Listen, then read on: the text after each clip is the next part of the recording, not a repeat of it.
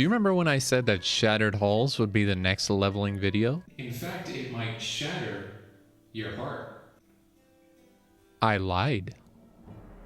The fastest way to level your Paladin from 71 to 72 is actually by soloing Utgarde Keep. A lot of people were wondering if this was going to be possible, and I've done a lot of testing on the beta, and I can finally tell you that not only is it possible, but it will also be the fastest XP per hour you can get at level 71. I'll put a link in the description to the gear setup and spec that I want to use when Wrath launches. However, I do want to say that we don't have avoidance DRs on the beta yet, so I'm not really sure how that will change things, if it changes things at all, but just know that this is subject to change the gear and spec that we use depending on what the avoidance DRs do.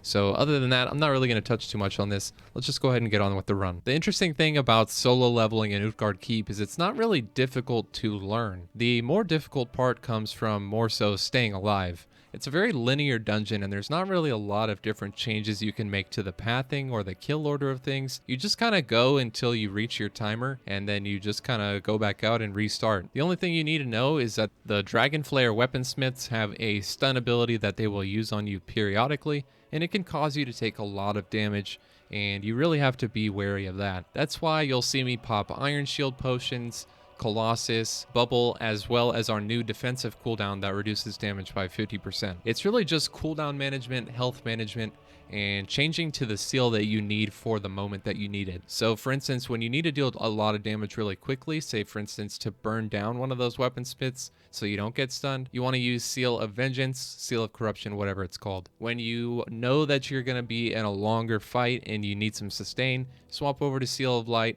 and you'll also be judging light the entire time you're in here. We don't ever have mana problems now that we've got Divine Plea at 71, as well as Blessing of Sanctuary, which is restoring mana the entire time. So you don't have to worry about mana really, but the health is more the issue here, as not only will you be taking stuns, there's also a lot of fire damage that goes out, so you'll see me using Fire Resist Aura as well for the majority of this. Don't forget that you also have a new talent called Ardent Defender that will restore some of your health when you drop down to 0. I use this all the time to heal back up before bubbling, as it's basically just an extra little life that we get. So I like to proc it and then bubble immediately. That way I start off with a decent amount of health before healing back up. And you also want to make sure that when you bubble to heal up, you cancel your Divine Plea, as it does reduce the healing that you do. So you want to make sure that you either have a cancel or a macro, or that you just right click off the buff and then reapply it after your bubble wears off. In general, your target priority list should be weaponsmiths first, then forge masters, and then metalworkers for this first part. And then when you get into the room with the dragons, you want to kill the humanoids before you kill the dragons. And then in the last pack that you kill, you want to kill the runecaster first, and then the other two don't really matter. A good rule of thumb to go by is to always try and pull 2 packs at once, as 1 pack is just too slow and 3 packs is too much damage. It seems like 2 packs is the way to go. As long as you're fighting 2 at once, you should be able to make it all the way to the end in a decent amount of time that will make the experience actually worth it. Other than that, that's pretty much all I have to say about the run. I'm just going to let the rest of it play out and kind of speed it up a little bit. And I'll talk to you guys about the experience after this little bit is over.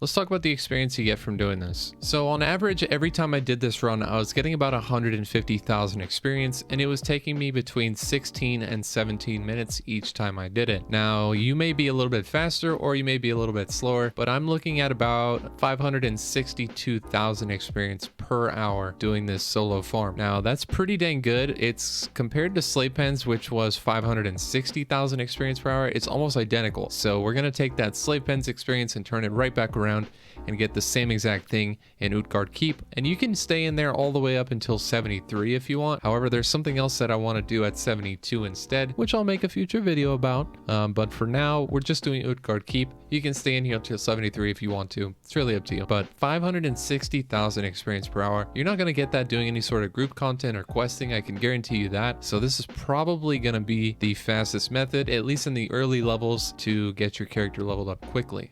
That's pretty much it for today's video. There's not really too much for me to go over, so it's a nice little quick one. If you have any questions for me, make sure to join the Discord. The link is in the description. Make sure to subscribe to the channel so I can get to 10K by the end of the year. Thank you very much. I'd appreciate it.